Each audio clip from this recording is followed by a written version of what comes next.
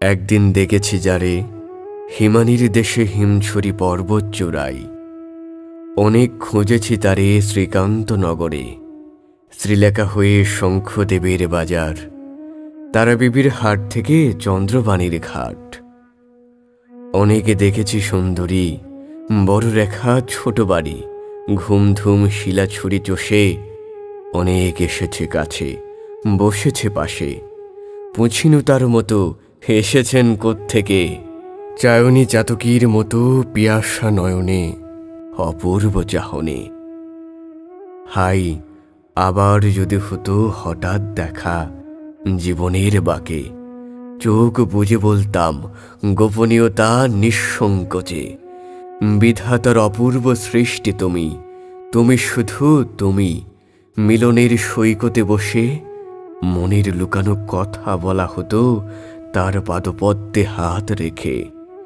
গোপন ইচ্ছা প্রকাশ হলে প্রফুল্ল মনের উৎফুল্ল নয়নে সম্মতির মাথা নেড়ে হয়তো বলতো সে, কেন বলেননি তখন তাহলে। গলে যেতাম হিমালয়ের বরফের মতো, ভেসে যেতাম কিংবা কর্ণঝরা হয়ে মুক্তাঝরা হাসিতে।